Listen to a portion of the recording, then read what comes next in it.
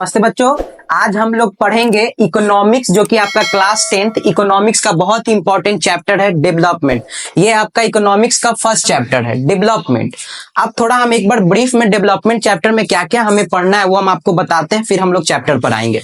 Development का मतलब आप समझते होंगे कि डेवलपमेंट का मतलब विकास। अगर आज आप यहाँ हैं तो यहाँ से अगर यहाँ आप पहुंचे तो वो क्या है, आपका डेवलपमेंट।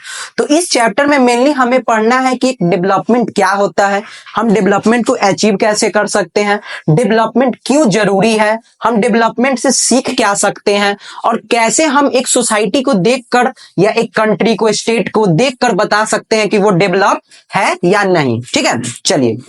तो हमारा फर्स्ट पॉइंट है, everyone wants growth in their life. दुनिया में जितने भी लोग हैं या जितने भी कोई भी लोग हो या जानवर हो, कोई भी, भैया जानवर भी तो चाहता है कि वो डेवलप हो ना।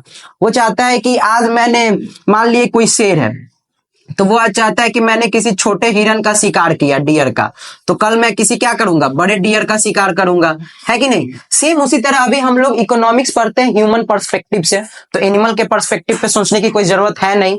तो देखिए, everyone wants growth in their life. हर एक इंसान चाहता है कि उसके जिंदगी में क्या हो, विकास हो, उसका जिंदगी आगे बढ़े।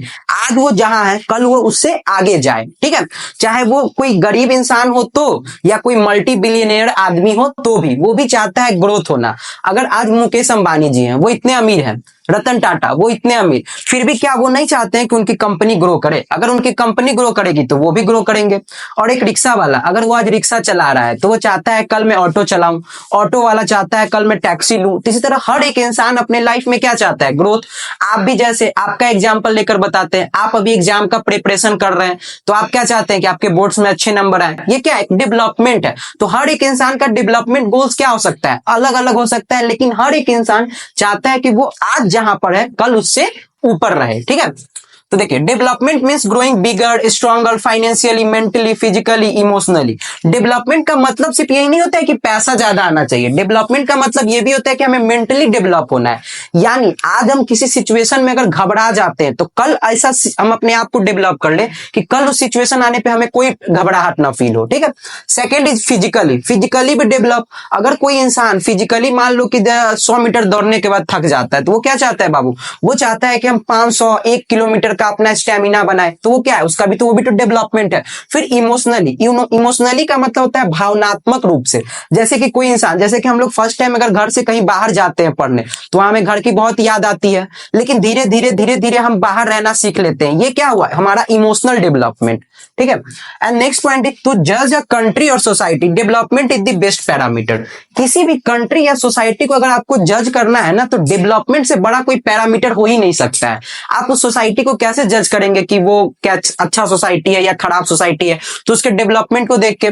जैसे अगर मान लिया आप किसी कॉलोनी में जाएंगे तो उस कॉलोनी में आप क्या देखेंगे कि रोड अच्छे हैं कि नहीं, घर अच्छे हैं कि नहीं, घर के बाहर साफ सफाई है कि नहीं। इससे आप क्या कहेंगे, इससे आप देखकर क्या बता सकते हैं कि नहीं उस कॉलोनी का डेवलपमेंट ज्यादा है। अगर आप एक और कॉलोनी में, सेकंड कॉलोनी में गए, वहां क्या है, न रोड्स अच्छे हैं, न वहां के घर थोड़े मतलब अच्छे हालात में नहीं है, तो आप क्या कहेंगे कि इनका डेवलपमेंट क्या हुआ है, कम हुआ है। ठीक है, and the next point is development should be sustainable. Development बाबू जो होना चाहिए ना, वो सस्टेनेबल होना चाहिए। सस्टेनेबल का मतलब कि ऐसा डेवलपमेंट जिसके कारण किसी को हानि ना हो, नुकसान ना हो, ना नेचर को नुकसान हो, ना किसी पार्टिकुलर पर्सन को नुकसान हो, या ना ग्रुप ऑफ पीपल, सोसाइटी को नुकसान हो। डेवलपमेंट ऐसा।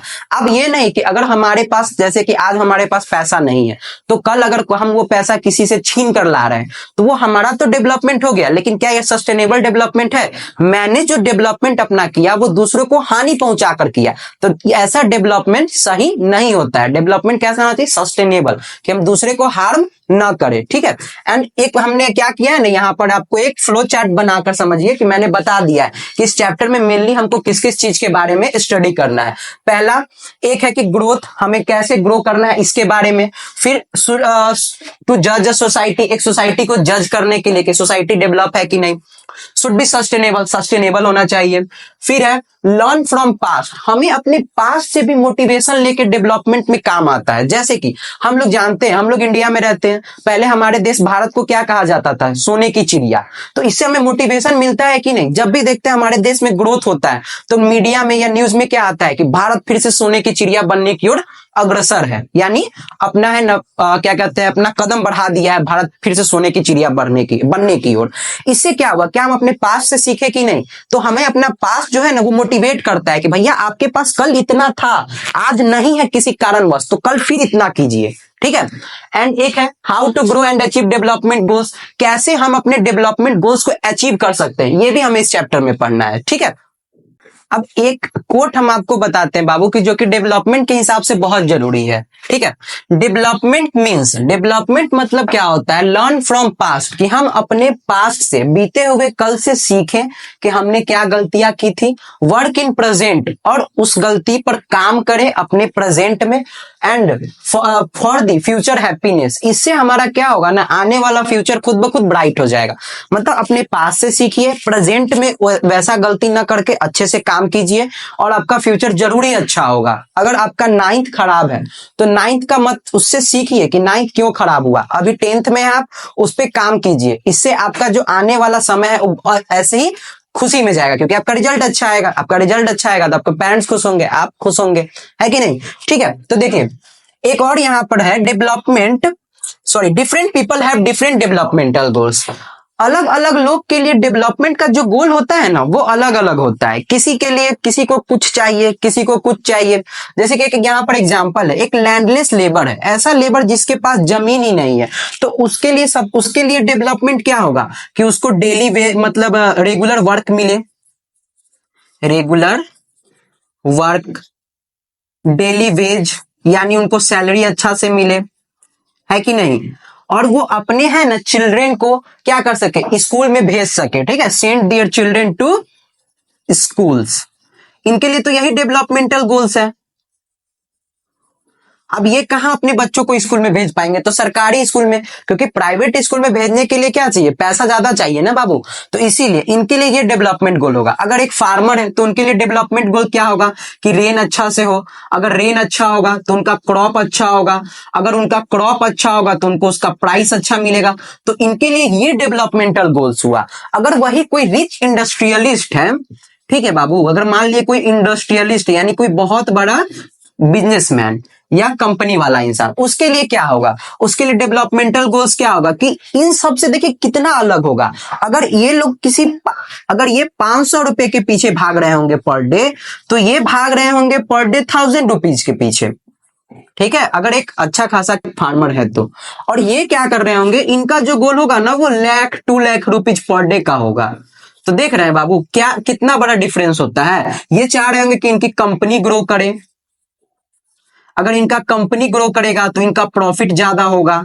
तो देखिए हर एक लोगों के लिए है ना डेवलपमेंटल गोल्स अलग अलग होते हैं। जैसे कि यहाँ लैंडलेस लेबर उनके लिए अलग है, फार्मर उनके लिए अलग है, इंडस्ट्रियलिस्ट उनके लिए अलग है। तो अलग अलग लोग के लिए डेवलपमेंटल गोल्स बाबू क्या होता है, अलग अलग होता है।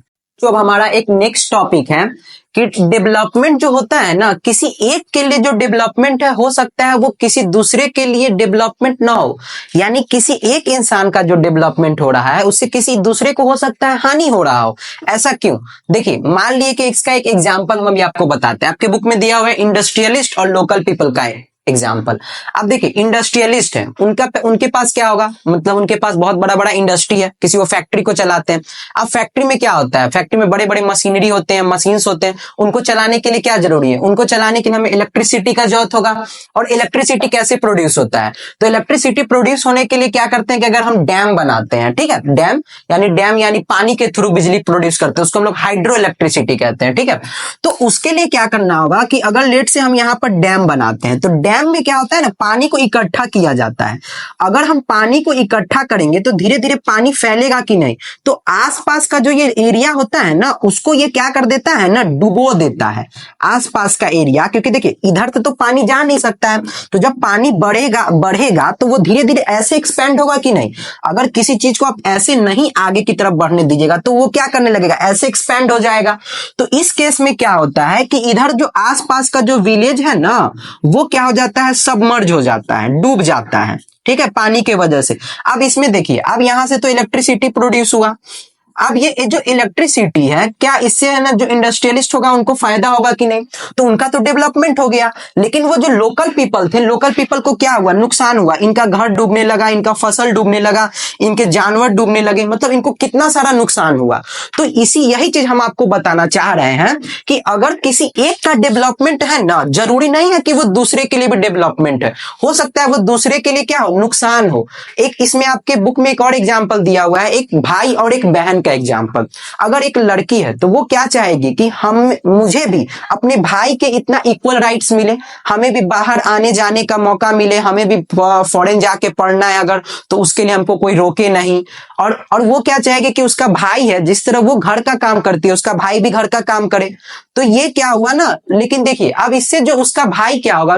नाराज होगा कि नहीं? तो सेम वही चीज है कि किसी एक के लिए जो डेवलपमेंट है ना, हो सकता है किसी को क्या हो जाए? नुकसान। वो लड़की तो अपना डेवलपमेंट चाह रही है, लेकिन हो सकता है इससे उसके भाई को क्या लगे? बुरा लगे। तो वो क्या हो सकता है कि उसके लिए डेवलपमेंट नहीं हो। लेकिन ये नैरो माइंडेडनेस है। आज के समय में अगर कोई लड़का है या लड़की है, दोनों को पढ़ने का बाबू उतना ही हक है, ठीक है? ऐसा नहीं कि हमें जेंडर के हिसाब से क्या करना चाहिए, discrimination. Gender discrimination is very very bad for the country. किसी भी कंट्री के लिए अगर जेंडर डिस्क्रिमिनेशन है वो बहुत बहुत बेकार है। क्योंकि अगर हमारे देश की अगर औरत डेवलप हो जाएंगी, अगर हमारे देश में क्या होता है, इनको हम लोग कहते हैं हाफ पॉपुलेशन, यानी आधी आबादी। क्योंकि सिंपल सा बात है ना, अगर किसी देश का 100% आबादी है तो उसमें हम मानते हैं ना कि 50% मेल होंगे और 50% फीमेल होंगे। तो अगर मान लिए कि अगर हमारा 50% फीमेल अगर डेवलप नहीं है, अगर आधा आबादी हमारा अंडर डेवलप है, तो क्या इसे हमारा कंट्री डेवलप हो सकता है? नहीं। इसलिए क्या होना चाहिए? सबको इक्वल अपॉर्चुनिटी मिलना चाहिए, आइदर वो मेल हो या फीमेल हो, ठीक है? अब हमारा नेक्स्ट टॉपिक है इनकम एंड अदर गोल्स, कि जैसे डेवलपमेंट के लिए हमें क्या जरूरी होता है? पैसा और अलग अलग क्या क्या चीज हमारे डेवलपमेंट के लिए जरूरी है, थोड़ा हम उसको देखते हैं। देखिए, पहला है इनकम। इनकम तो सबसे इंपॉर्टेंट पार्ट है किसी के इंसान के डेवलपमेंट के लिए। People desire regular work. अगर किसी इंसान के पास एकदम लगातार वर्क है, डेली के डेली वो काम कर रहा है, तो उसका इनकम क्या होगा? अब खुद ब खुद उसका इनकम इंक्रीज होगा। इनकम इंक्रीज होगा तो डेवलपमेंट होगा कि नहीं? तो उससे क्या वो चाहते हैं कि उनको हमेशा काम मिले, अच्छा सैलरी मिले।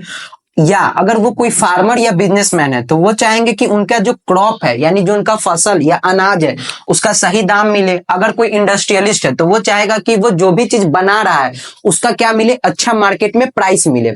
यानी सिंपल सी लैंग्वेज में कहा जाए तो इनकम क्या, लोग चाहते हैं कि उन्हें ज्यादा से ज्यादा इनकम बढ़े, मिले, यानी उनका जो इनकम हो वो बाबू क्या करे? इंक्रीज करे, ठीक है? एंड द नेक्स्ट वन, क्या एक आप चीज सोचिए, क्या किसी इंसान को सिर्फ पैसा से उसका जिंदगी चल सकता है? नहीं। एक इंसान को पैसा के अलावा भी बहुत सारी चीजों का जरूरत होता है। पैसा हमारा मटेरियल थिंग आता है, ऐसा वस्तु जिसको हम छू सके, वही तो हमारा मटेरियल होता है। क्या मटेरियल थिंग्स के अलावा भी जरूरी होता है कि नहीं? जैसे अभी हमने पीछे पढ़ा था कि किसी इंसान को डेवलपमेंट के लिए क्या इमोशनली भी डेवलप होना होता है। सिर्फ वो मटेरियल यानी सिर्फ पैसा पर, संपत्ति पर, जमीन पर वो डेवलपमेंट को नहीं हम किसी के काउंट कर सकते हैं। अगर किसी के पास इतना सारा पैसा है, मान लीजिए कि करोड़ों अरबों पैसा है, लेकिन वो लाइफ में अपने फैमिली में इमोशनली खुश नहीं है, वो सुसाइड कर ले रहा है जाकर, तो ये क्या होगा? ये हमारा क्या ही फायदा उतना पैसा होने का। जैसे आपने कैफे कॉफी डे का नाम सुना होगा, सीसीडी का। उनके जो ऑनर है उन्होंने सुसाइड कर लिया था इन्हीं चीजों के कारण। उनके पास तो पैसा बहुत था, लेकिन वो इमोशनली बिजनेस के इतना प्रेशराइज हो गए थे बिजनेस की वजह से कि उन्हें सुसाइड करना पड़ा था, ठीक है? तो सिर्फ पैसा से कुछ नहीं होता है। अदर गोल्स क्या होता है किसी भी इंसान के डेवलपमेंट के लिए? कि उसे equal treatment and no discrimination, यानी वो इंसान जहां भी काम कर रहा है ना, वहां पर उससे सही से व्यवहार किया जाए, उसके साथ कोई भेदभाव न किया जाए। फ्रीडम, उसको अपना काम करने का, अपनी बात रखने का फ्रीडम हो, कोई उसको दबाए नहीं, प्रेस नहीं करे। एंड सिक्योरिटी, और उसको सुरक्षा हो। अगर मान लिए हम कहीं काम कर रहे हैं, वहां पर हमें सुरक्षा ही नहीं, तो काहे का डेवलपमेंट? हम जा रहे हैं, हम पैसा कमा के आ रहे हैं, बहुत मेहनत का कमाई, और रास्ता में कोई गुंडा हमें न क्या कर ले रहा है, पकड़कर हमसे पैसा छीन ले रहा है, तो ऐसा क्या डेवलपमेंट आप चाहेंगे? नहीं चाहेंगे। तो डेवलपमेंट में सिर्फ कमाना नहीं होता है, कमाने के साथ साथ बहुत सारी चीजें डेवलपमेंट में जुड़ी होती हैं। जैसे कि यहाँ पर एक एग्जांपल देखिए, यहाँ पर पर्सन ए है, पर्सन बी है, ठीक? अब ये पर्सन ए का जॉब क्या है? इसे सैलरी तो जॉब में बहुत अच्छा मिल रहा है, सैलरी बहुत अच्छा मिल रहा है, लेकिन इसका जो जॉब है ना वो बहुत दूर है, यानी जो डिस्टेंस है ना इसके वर्क लोकेशन का वो भी बहुत ज्यादा है। तो इसको बताइए अब। और थर्ड चीज, पैसा तो ज्यादा मिल रहा है, डिस्टेंस ज्यादा है, और इसके फैमिली के लिए है ना उन्होंने कुछ नहीं दे रखा है। फैमिली के लिए सिक्योरिटी क्या है, न के बराबर, न उन्होंने इसे घर दिया है न कुछ दिया है, यानी नो फैमिली सिक्योरिटी। और वहीं पे सेकेंड इंसान है, इसका जॉब में सैलरी तो क्या है, कम है, लेकिन इसका जो घर मतलब जहां ये जॉब करता है, ये डिस्टेंस उसका क्या है, घर से उसके कम है।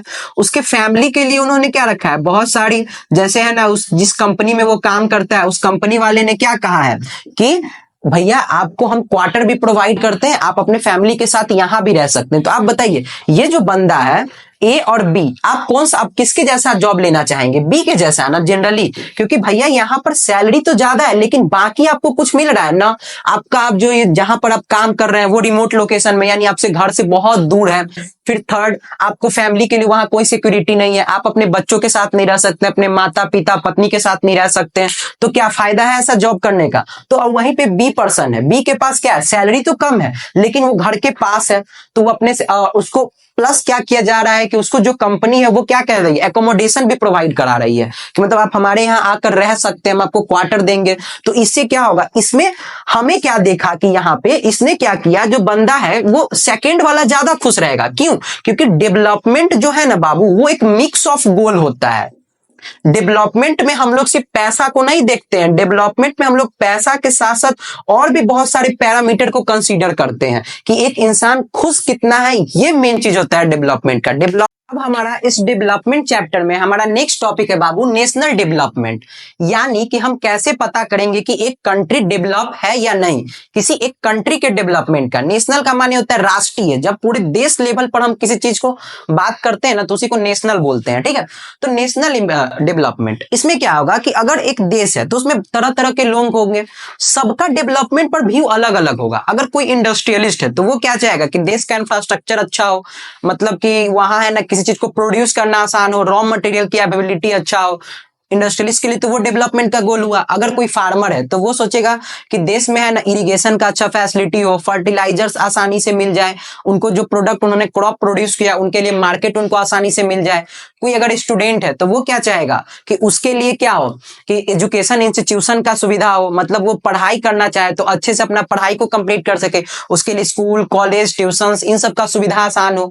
अगर वही कोई जॉब करने वाला बंदा है तो वो क्या चाहेगा कि जॉब जो है ना वो आसानी से मिल जाए, कि मार्केट में क्या हो, जॉब हो, जब वो जॉब के लिए मार्केट में जाए तो उसे जॉब आसानी से मिल जाए। तो यानी हर एक पीपल का डेवलपमेंट का मतलब हर एक पीपल का नेशन के डेवलपमेंट का जो गोल है ना या उनका जो सोचने का तरीका है वो अलग अलग हो सकता है। अब हमारा एक और बात है, something which is good for the every people directly और इनडायरेक्टली। नेशनल डेवलपमेंट में हम ये भी देखते हैं ना कि कुछ ऐसा चीज हो जो डायरेक्ट या इनडायरेक्ट रूप से हर एक लोगों के लिए क्या हो, इंपॉर्टेंस हो।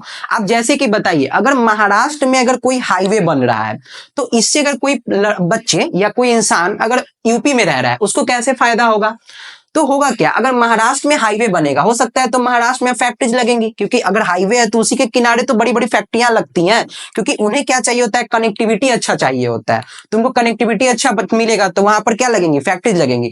अब वहां पर फैक्ट्री लगी तो वहां से सामान प्रोड्यूस होगा। अब हाईवे अगर अच्छा है तो वो सामान जल्दी से यूपी पहुंच जाएगा कि नहीं, तो हो सकता है वो सामान का दाम कम जाए, तो इससे क्या यूपी के लोग को फायदा हुआ कि नहीं। तो क्या होता है ना, किसी पीपल को डायरेक्टली फायदा होता है और किन्हीं को इनडायरेक्टली फायदा होता है। डायरेक्टली किनको फायदा होगा, उन इंडस्ट्रियलिस्ट को जो जिनकी कंपनी में प्रोडक्ट बन रहा है। इनडायरेक्टली किनको फायदा होगा, कस्टमर्स को, जिनको आप प्रोडक्ट क्या मिलेगा बाबू, सस्ता मिलेगा, ठीक है। फिर उसके बाद क्या हुआ कि एक कंट्री का हम डेवलपमेंट जज कैसे कर सकते हैं, तो उसके लिए क्या किया ना कि हमने वर्ल्ड में लोगों ने क्या किया, जो बड़े बड़े साइंटिस्ट लोग थे, रिसर्चर्स लोग थे, उन्होंने एक पैरामीटर बनाया, 4-5 पैरामीटर बनाए और उस पैरामीटर पे जज किए कि अगर इस पैरामीटर पे कोई कंट्री या स्टेट पास करता है, अच्छा परफॉर्मेंस देता है, तो हम उस कंट्री को क्या कहेंगे कि वो डेवलप है, और नहीं तो उस कंट्री को क्या कहेंगे, अंडर डेवलप या अनडेवलप, ठीक है। चलिए, तो उसमें हमारा सबसे पहला है इनकम। अब स्वाभाविक सी बात है बाबू, किसी भी कंट्री को या स्टेट को डेवलप हम कब मानेंगे, जब उस कंट्री का इनकम ज्यादा हो। अगर उस कंट्री का इनकम ज्यादा होगा तो कंट्री का इनकम माने कि क्या, सरकार का इनकम और वहां के लोगों का इनकम। अगर वहां के लोगों के पास, सरकार के पास ज्यादा इनकम है तो वो खर्च ज्यादा करेंगे कि नहीं, खर्च कहां करेंगे, मार्केट में। तो कोई भी इंसान खर्च कहां करता है, मार्केट में। तो मार्केट ग्रो करेगा कि नहीं, तो मार्केट ग्रो करेगा, फिर लोगों के पास ज्यादा पैसा आएगा। तो इससे आप समझे कि नहीं कि अगर किसी देश का इनकम ज्यादा है तो वो देश खुद ब खुद डेवलप होने लगेगा। ठीक है, यानी अगर किसी कंट्री का जीडीपी ज्यादा है, यानी ग्रॉस डोमेस्टिक प्रोडक्ट, ये जीडीपी हमें आगे के चैप्टर में पढ़ना भी है। तो अगर जीडीपी ज्यादा है तो डेवलपमेंट क्या होगा, खुद ब खुद ज्यादा होगा। फिर उसके बाद एक सेकंड आता है एवरेज इनकम या पर कैपिटा इनकम। इसमें हमारा क्या होता है ना, एवरेज इनकम का मतलब होता है कि उस कंट्री के टोटल इनकम, उस कंट्री का total income of a country और स्टेट, अगर स्टेट का मेजर करें तो स्टेट का, अब बाई टोटल पॉपुलेशन, यानी उस कंट्री के लोग कमा कितना रहे, सारे लोग मिला के, by upon total number of लोग। तो देखिए इससे क्या कर सकते हैं, इससे भी हम जज कर सकते हैं कि आइदर एक कंट्री डेवलप है कि अनडेवलप्ड है। लेकिन बाबू देखिए इसमें एक लोचा है, एक ग्लिच है। होता क्या है ना कि ये जो है ना हमें प्रिसाइज इंफॉर्मेशन नहीं दे पाता है, इसमें कुछ चीज हाइड हो जाता है। हम आपको अभी एक एग्जाम्पल से बताते हैं। जैसे कि ये कंट्री ए है, यहां पर 5 लोग हैं, 5 लोग है। कंट्री बी, यहां भी 5 लोग हैं।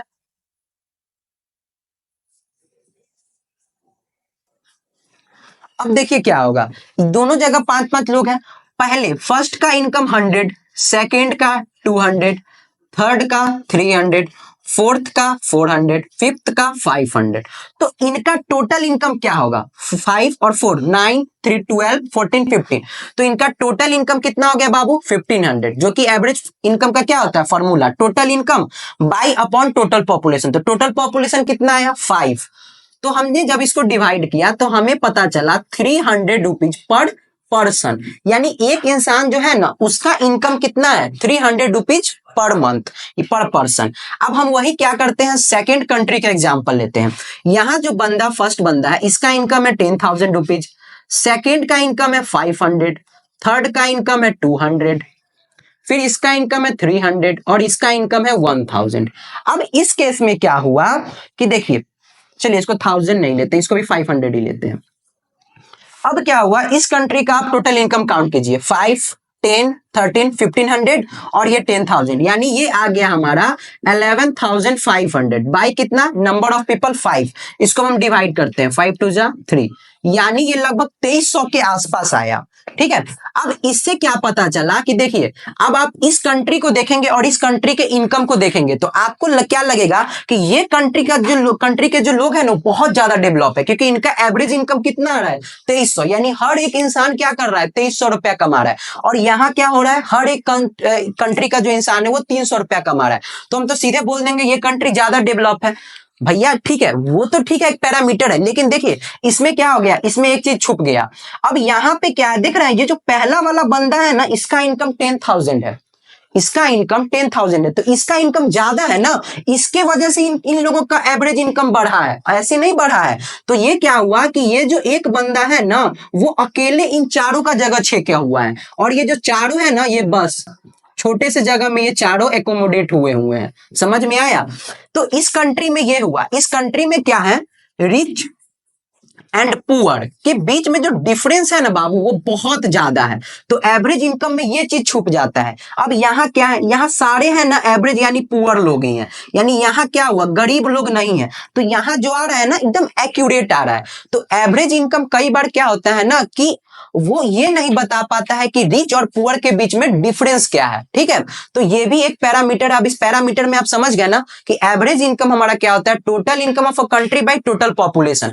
तो इसमें कई बार क्या होता है ना कि हम ये पता नहीं कर पाते हैं कि जो रिसोर्स का डिवीजन है वो सही से है कि नहीं, क्योंकि यहाँ पर देखिए ना एक बंदा जो है वो इतना ज्यादा जगह है ना एकोमोडेट किया हुआ है, इन सबका रिसोर्स पे सिर्फ है ना ये अकेले हाथ मारकर बैठा हुआ है। और यहाँ क्या है, यहाँ सारे लोग अपने अपने जगह पे बैठे हुए हैं, क्योंकि सबका इनकम क्या है, एवरेज इनकम है। तो किसी को किसी से कोई दिक्कत नहीं है। ठीक है, बच्चा लोग अभी हम लोग पढ़ रहे थे डेवलपमेंट में कि कैसे हम एक कंट्री या स्टेट को बता सकते हैं कि वो डेवलप है कि नहीं। तो उसके लिए हमने कुछ पैरामीटर्स किया था, जिसमें हमारा पहला क्या था, इनकम वाला, फिर था एवरेज इनकम या पर कैपिटा वाला, और उसी तरह थर्ड है हमारा इन्फेंट मोर्टेलिटी रेट। इन्फेंट का मतलब होता है नवजात शिशु, जो जन्म लेने वाले बच्चे होते हैं ना वो।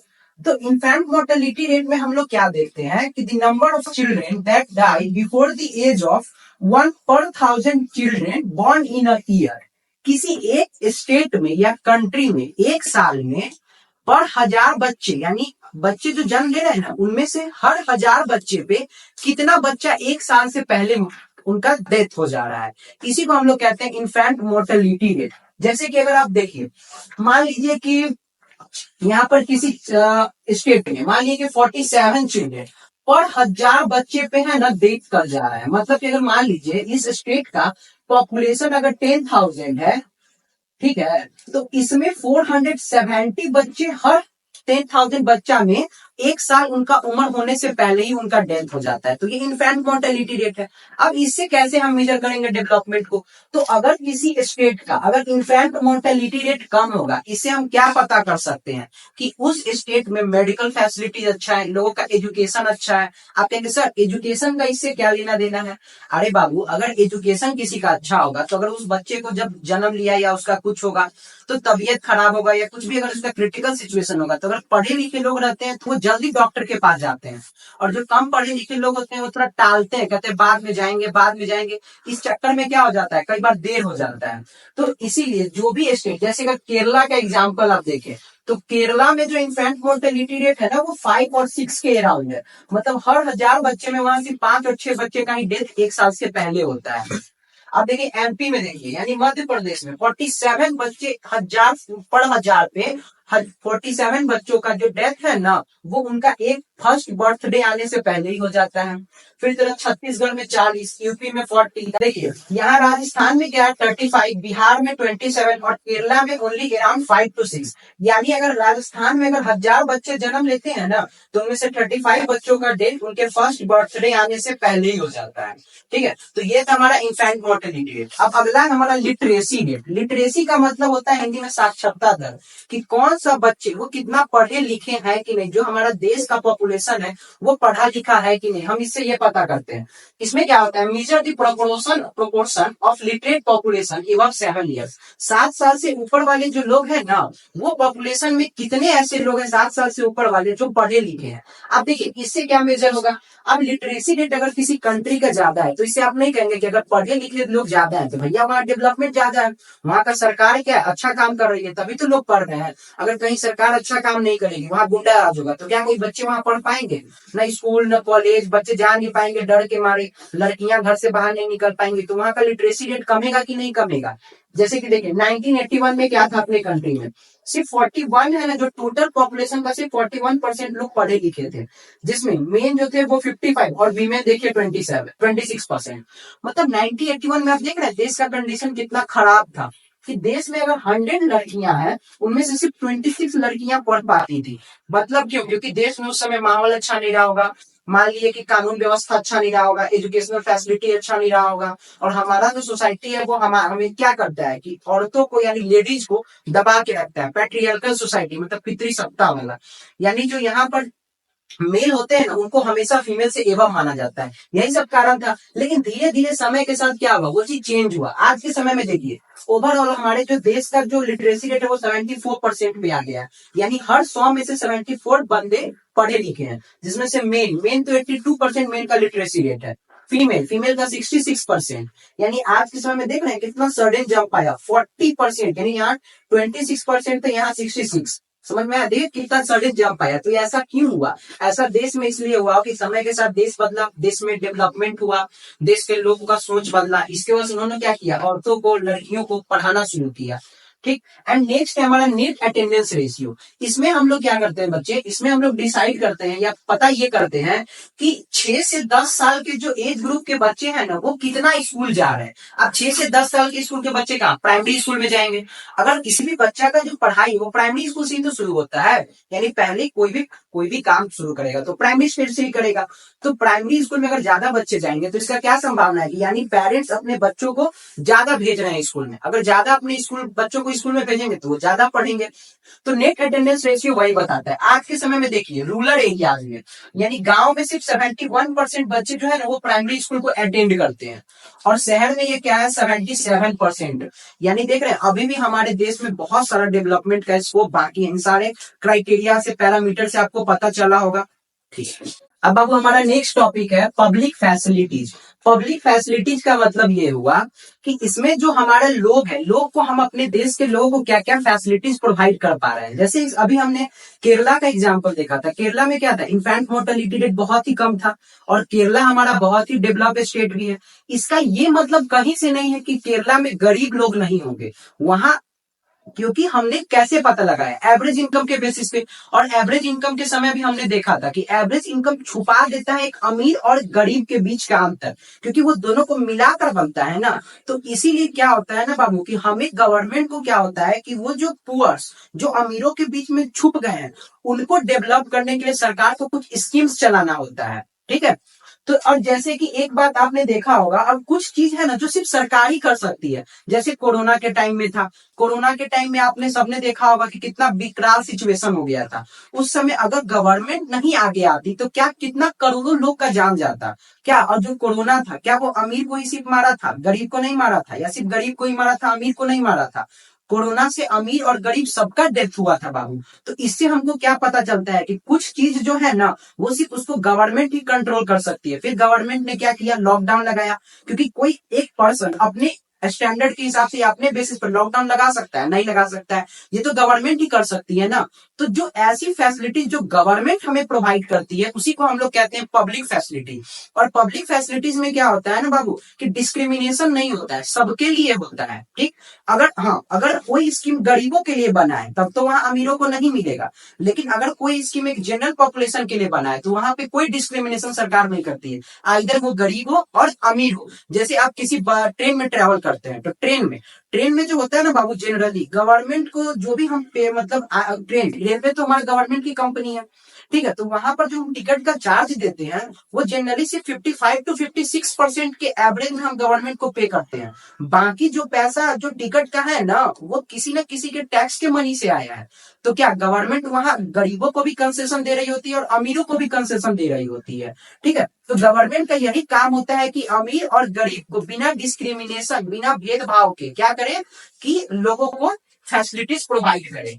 अब जैसे इसी चीज के लिए क्या करते हैं गवर्नमेंट पीडीएस शॉप्स खोलते हैं जो गरीब लोग हैं उनको राशन देने के लिए। अब इस पीडीएस शॉप में क्या होता है, इसका फुल फॉर्म होता है पब्लिक डिस्ट्रीब्यूशन सिस्टम। इस शॉप में जनरली जिनको हम लोग राशन शॉप करते हैं, यहाँ क्या होता है ना गुड्स गवर्नमेंट चीपर रेट पर प्रोवाइड कराती है, ताकि जो वहां लोग हैं ना जो गरीब लोग हैं उनको सस्ते दरों पर क्या मिल पाए, सामान मिल पाए, ताकि वो उनसे अपना खाना बना पाएंगे, वो अपने जरूरी जो भी उनका दिनचर्या है उसको फॉलो कर। ओके, अब हमारा नेक्स्ट टॉपिक है BMI, body mass index. Body mass index क्या है, ये एक बताता है कि एक कंट्री का जो इंडिकेटर ऑफ हेल्थ है, क्योंकि हेल्थ का इंडिकेटर यानी ये बताता है कि उस कंट्री में जो लोग हैं ना वो कितने हेल्दी हैं। ठीक, इसमें हम लोग क्या करते हैं कि इसमें हम लोग वेट, जो आपका वेट है वो लेंगे, उसको डिवाइड करेंगे आपके हाइट जो है ना आपका उस हाइट के स्क्वायर से। ठीक है, यानी कि अगर किसी बंदा का वेट है 50 kg तो उसको हम 50 और उसका हाइट मीटर में अगर 1.7 मीटर है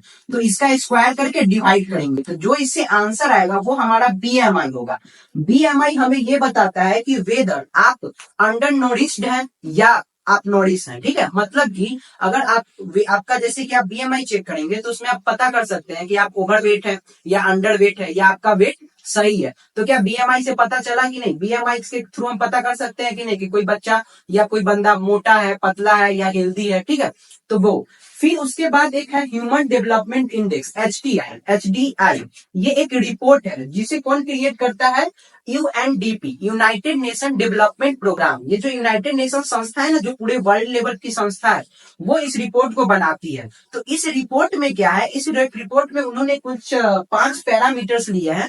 उस पैरामीटर पे क्या करते हैं वो लोग, किसी कंट्री को है ना कंपेयर करते हैं कि इस पैरामीटर पे ये कंट्री जो है कैसा परफॉर्मेंस दे पाती है। तो उसमें पहला एजुकेशनल लेवल ऑफ पीपल, यानी वो चेक करता है कि लिटरेसी रेट क्या है। एजुकेशनल लेवल यानी लिटरेसी रेट, पहले वो सबसे पहले क्या करते हैं, लिटरेसी रेट देखते हैं।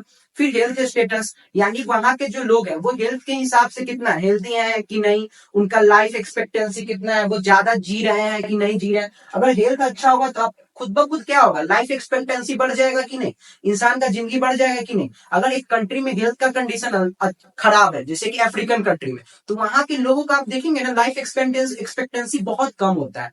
लेकिन किसी कंट्री जैसे यूरोपियन कंट्री है, जापान है, साउथ कोरिया है, उनका हेल्थ का जो स्टेटस है ना बहुत अच्छा है। वहाँ हेल्थ का जो भी चीज है वो बहुत अच्छा है, तो वहां के लोग ज्यादा जीते हैं। आप सुनते होंगे कि जापान में 110, 120 ऐसे लोग जीते हैं। तो ये क्यों हो रहा है, क्योंकि उनका हेल्थ का जो स्टेटस है क्या है, अच्छा है। ठीक है, इसकी वजह से।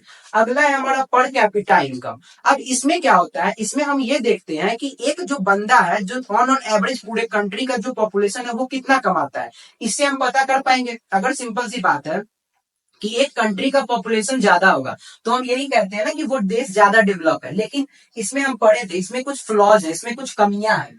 फिर इनरोलमेंट रेशियो में हम देखते हैं कि प्राइमरी लेवल पर, सेकेंडरी लेवल पर, हायर सेकेंडरी लेवल पर कितने बच्चे पढ़ रहे हैं। समझ में आया? ये जो 4-5 पैरामीटर्स हैं, इसके अकॉर्डिंग हम देखते हैं कि जो कोई भी कंट्री डेवलप है या अनडेवलप्ड है या अभी डेवलपिंग स्टेज में है। ठीक है, ये हम पता कर पाते हैं। तो इंडिया तो अभी जानते हैं आप डेवलपिंग स्टेज में है, क्योंकि इंडिया में भी इन सारे चीजों पर काम करने की जरूरत है कभी, क्योंकि अभी हम पर कैपिटा इनकम के हिसाब से अभी हम लोग लोअर कैटेगरी में आते हैं, लोअर मिडिल इनकम कंट्री में। ठीक है, हमें हायर इनकम कंट्री बनना होगा, ताकि तभी तो, अगर देश में ज्यादा पैसा आएगा तो देश के लोगों के पास ज्यादा जाएगा। ठीक है, ठीक है, चलो अब हमारा लास्ट टॉपिक है इस चैप्टर डेवलपमेंट का, सस्टेनेबिलिटी ऑफ डेवलपमेंट।